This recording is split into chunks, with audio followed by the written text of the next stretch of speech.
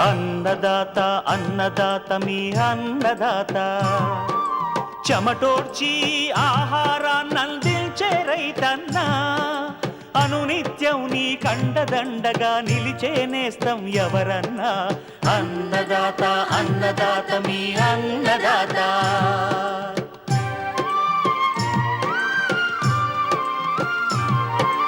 నూతన రీతుల సాగుబడికి, నూరింతలు పెరిగే దిగుబడికి సూచనలిచ్చే సస్య రక్షణకు, పశు పోషణకి శాస్త్ర విజ్ఞానం అందించి ముందుకు నడిపే తెలుగు రైతు భారతదేశానికి మకుటం అయ్యేలా తీర్చిదిద్దే ఆశయంతో మిమ్ము మేలు కొలిపేది అన్నదాత. అన్నదాత అన్నదాత మీ అన్నదాత. అన్నదాత అన్నదాత మీ అన్నదాత. అన్నదాత ప్రేక్షకులకు నమస్కారం. ఈనాటి ముఖ్యాంశాలు: యాసంగి వరిలో అగ్గి తెగులు నివారణ, వేసవి పెసర సాగులో యాజమాన్య పద్ధతులు, పండ్ల తోటల్లో పిండి నల్లి నివారణ,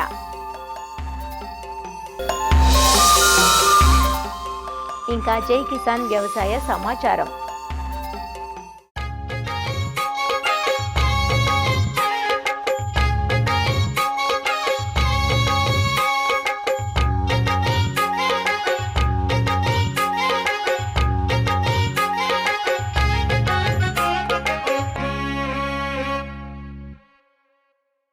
ఇరు తెలుగు రాష్ట్రాల్లో రబీ వరి పైరు పిలక దశలో ఉంది.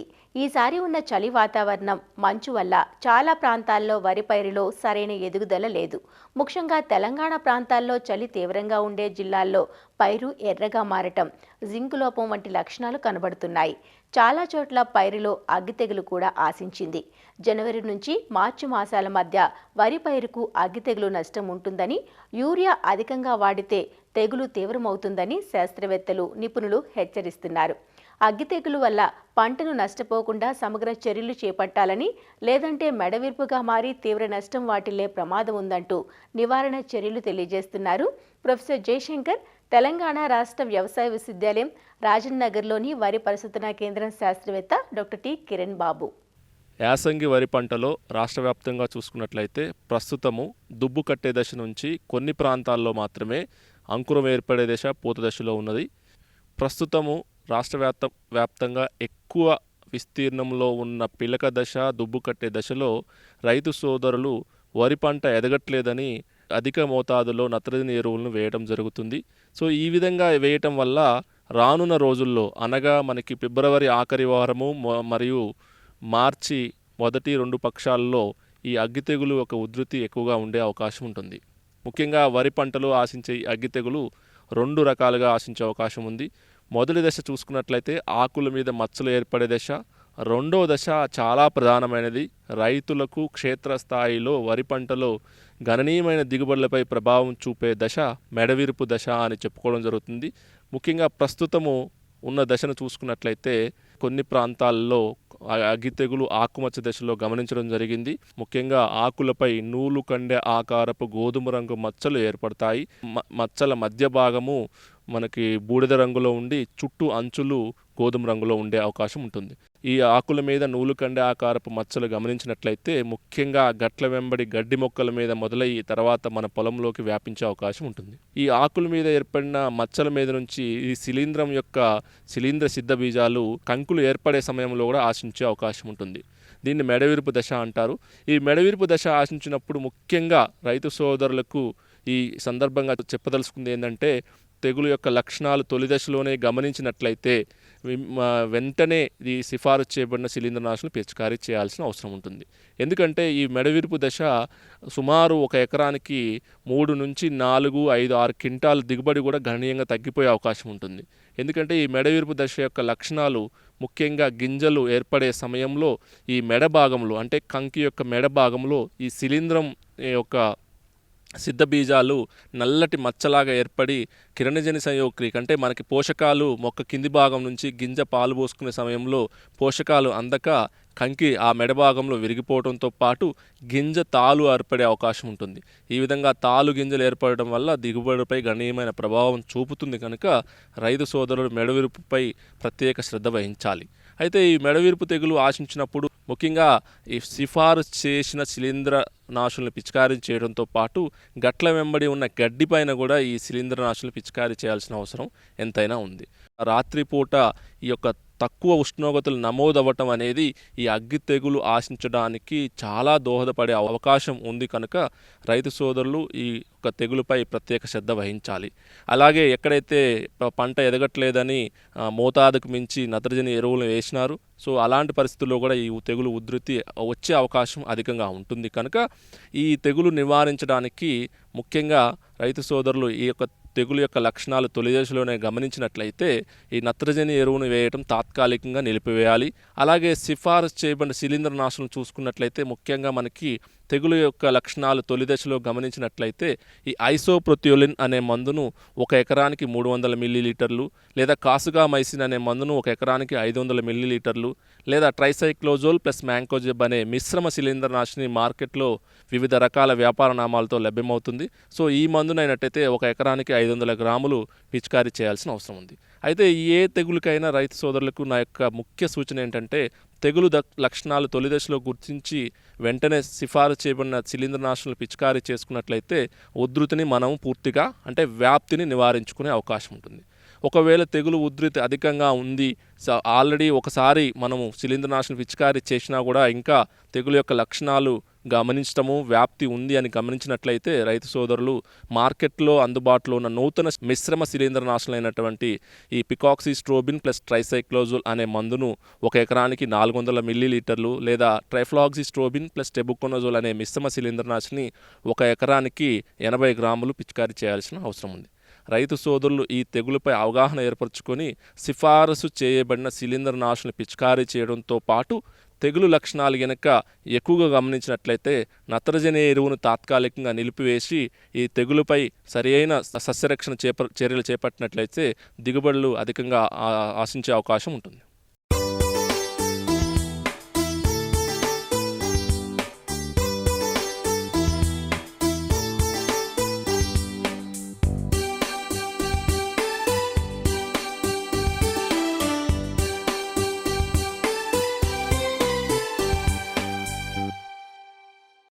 తెలుగు రాష్ట్రాల్లో వేసవి పంటగా పండించే అపరాల్లో ముఖ్యమైనవి పెసర, మినుము.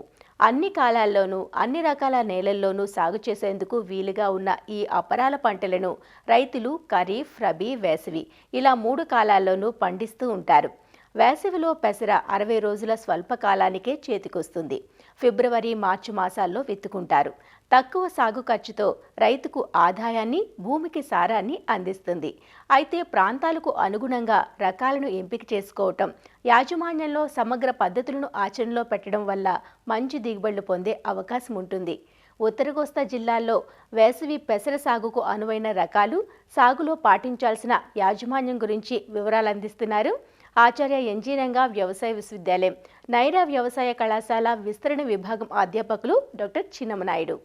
మన ఉత్తర కోస్తా జిల్లాలోను, ప్రత్యేకంగా ఈ శ్రీకాకుళం జిల్లాలో వేసవిలో కూడా అపరాలు వేయటం అనేది చాలా పరిపాటి. ఎక్కడైతే నీటి సదుపాయం ఉంటుందో, బోర్వెల్ సదుపాయం కానీ, చెరువులు కానీ, లేదా కాలువల ద్వారా నీరు వచ్చి 2 నుంచి 3 తడులు ఎక్కడైతే పెట్టగలుగుతారో అక్కడ రైతులు ఎక్కువగా ఈ అపరాలు వేయడానికి కూడా ప్రయత్నం చేస్తున్నారు. మరి వేసినటువంటి అపరాలు పెసరాలో మరి దిగుబడులు తీసుకోవాలనుకుంటే ముందు రకాల ఎంపిక దగ్గర నుంచి కూడా జాగ్రత్తలు తీసుకోవాలి. ఎందుకంటే ఉష్ణోగ్రతలు ఎక్కువ ఉంటే ఈ రసం పీల్చే పురుగులు ఉంటాయి, తెల్లదోమ, తామర పురుగు లాంటివి.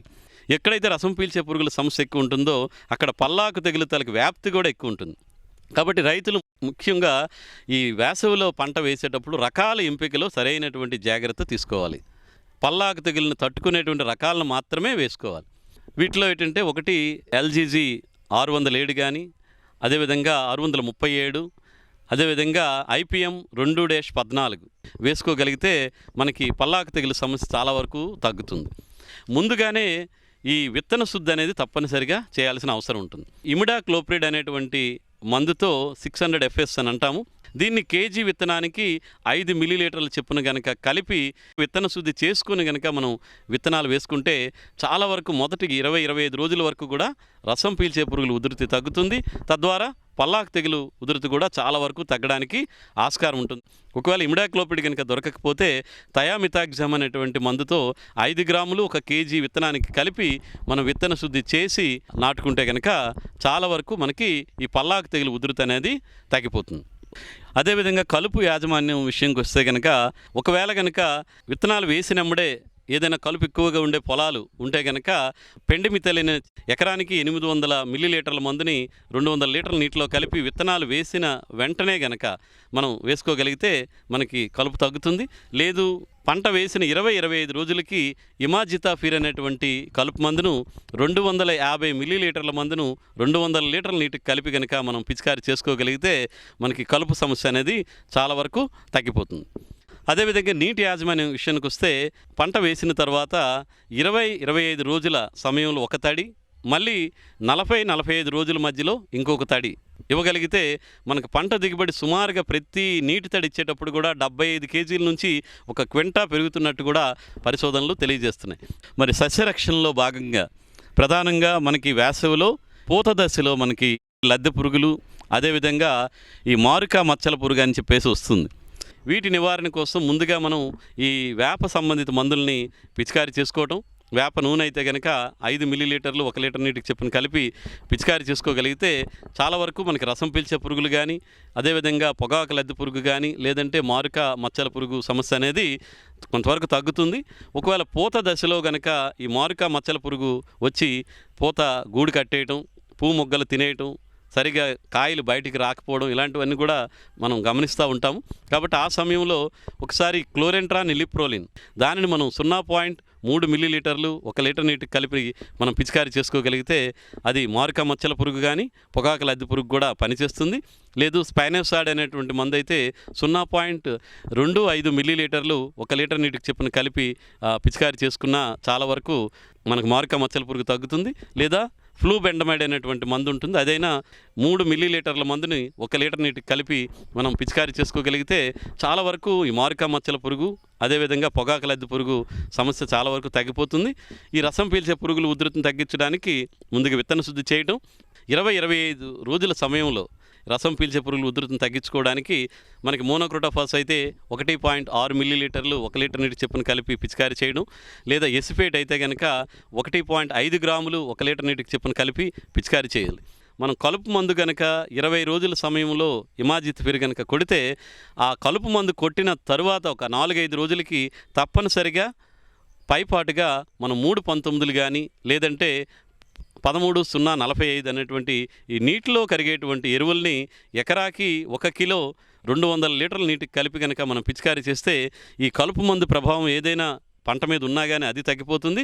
అదేవిధంగా ఈ మొక్క ఆకుల ద్వారా మనం ఏదైతే పోషకాలని అందిస్తామో అది మొక్క పెరుగుదలకు కూడా చాలా వరకు ఉపయోగపడుతుంది. కాబట్టి ఈ వేసవిలో వేసినటువంటి పెసర నుంచి కూడా మంచి దిగుబడులు తీసుకోవడానికి ఆస్కారం ఉంటుంది.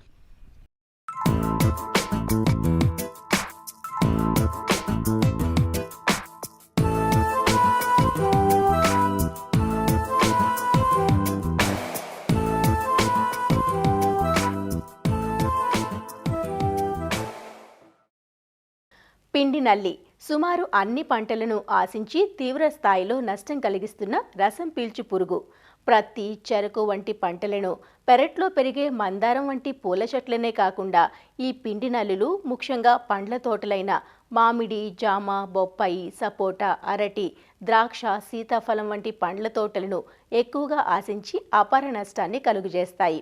పండ్ల దిగుబడిని, కాయ నాణ్యతను గణనీయంగా తగ్గించి వేస్తాయి. పిండి నల్లి నివారణకు చేపట్టాల్సిన సమగ్ర సస్యరక్షణ యాజమాన్యం గురించి ఈనాటి అన్నదాతలో తెలుసుకుందాం. పిండి పురుగులు లేత గులాబీ రంగులో ఉండి తెల్లని దూది వంటి పిండిలాంటి పదార్థంతో కప్పబడి ఉంటాయి. ఉష్ణోగ్రత ఎక్కువ ఉండి తేమ ఎక్కువ ఉండే సమయం వీటి వ్యాప్తికి అనుకూలం. తల్లి పురుగులు చెట్ల పాదుల్లోని మట్టిలో గుడ్లు పెడతాయి. వీటి గ్రుడ్లు అండాకారంలో ఉండి గులాబీ రంగు నుంచి తర్వాత పసుపు పచ్చ రంగుకు మారుతాయి. ఒక తల్లి పురుగు సుమారు 300 నుంచి 400 గుడ్లను పెడుతుంది. గుడ్ల నుంచి ఎదిగిన పిల్ల పురుగులు మొక్కల కాండం ద్వారా పైకి ఎగబాకి లేత రెమ్మలు, కాయల తొడిమెలపై గుంపులుగా చేరి రసాన్ని పీలుస్తాయి. పిందెలను, ఎదిగిన కాయలను ఆశించి నష్టపరుస్తాయి. ఈ పురుగు జీవిత చక్రం 30 నుంచి 45 రోజులలో పూర్తి చేసుకుంటుంది. ఈ పురుగులు రెమ్మలు, తొడిమలు, కాయలపై గుంపులుగా చేరుతాయి. రెమ్మలు, కాయల నుంచి రసాన్ని పీల్చేసి కాయల ఎదుగుదలను తగ్గేలా చేయడమే కాకుండా కాయలు బలహీనపడి రాలిపోయేలా చేస్తాయి. ఇవి తేనె వంటి జిగట పదార్థాన్ని వదలటం వల్ల కాయలపై చీమలు తిరుగుతూ ఉండటం, కాయలపై నల్లటి మసి తెగులు వ్యాప్తి చెందటాన్ని గమనించవచ్చు. మసి తెగులు వల్ల కిరణజన్య సంయోగక్రియ జరుగదు. పిండినల్లి పురుగులు మార్చి నెలలో చెట్లపైకి ఎగబాకి ఏప్రిల్లో ఎక్కువగా నష్టపరుస్తాయి. ఇవి కాయ నాణ్యత, దిగుబడిని తగ్గిస్తాయి. పిండినల్లి పండ్ల చెట్లనే కాకుండా వయ్యారి భామ, సుబాబుల్, గడ్డి చామంతి, కార్పెట్ వీడి వంటి కలుపు మొక్కలపై ఎక్కువగా ఆశిస్తుంది. అందువల్ల తోటల్లో ఇలాంటి కలుపు మొక్కలు లేకుండా చూడాలి. పిండినల్లి తీవ్రంగా ఉన్న కొమ్మలను ఎప్పటికప్పుడు కత్తిరించి నాశనం చెయ్యాలి. అలాగే చెట్టులో బాగా గుబురు కొమ్మలు, అడ్డదిడ్డంగా పెరిగిన కొమ్మలు, నేలకు తాకే కొమ్మలను, తెగుళ్లున్న కొమ్మలను కత్తిరించి చెట్టులో గాలి, వెలుతురు బాగా ప్రసరించేలా చూడాలి. తోటలో పరిశుభ్రతను పాటించాలి. కలుపు లేకుండా జాగ్రత్త పడాలి. పిండి నల్లుల వ్యాప్తికి చీమలు దోహదపడతాయి కనుక చీమ పుట్టలను నాశనం చెయ్యాలి. పిల్ల పురుగులు చెట్టుపైకి పాకకుండా చెట్టు మొదలు వద్ద కాండం చుట్టూ 30 సెంటీమీటర్లు వెడల్పు పాలిథీన్ పేపరు చుట్టి దానిపై గ్రీజు పూయాలి. దీనివల్ల భూమి నుంచి పురుగులు చెట్టు పైభాగానికి పాకలేవు. కాయలపై పురుగుల గుడ్ల ఆనవాలు గమనిస్తే వెంటనే క్లోరిపైరిఫాస్ 2.5 మిల్లీలీటర్లు, అజాడీరక్టిన్ కలిగిన వేప ఆధారిత మందు 5 మిల్లీలీటర్ల చొప్పున లీటరు నీటికి కలిపి పిచికారీ చెయ్యాలి. దీనివల్ల గుడ్లు పొదగకముందే చనిపోతాయి.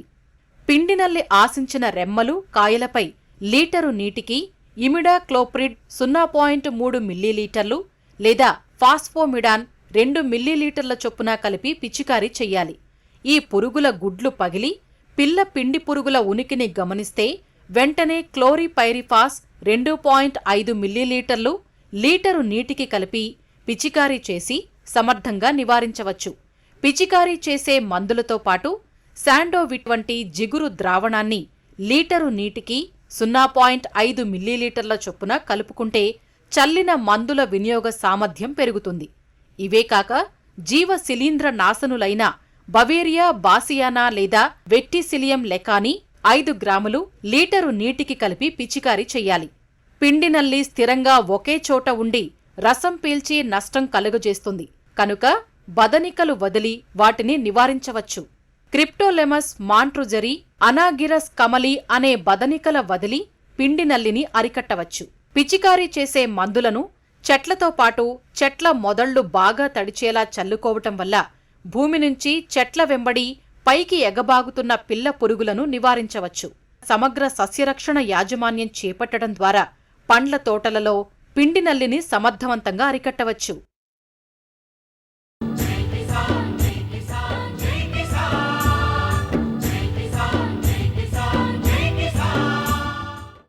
వ్యవసాయ సమాచారం ఇప్పుడు జై కిసాన్లో చూద్దాం.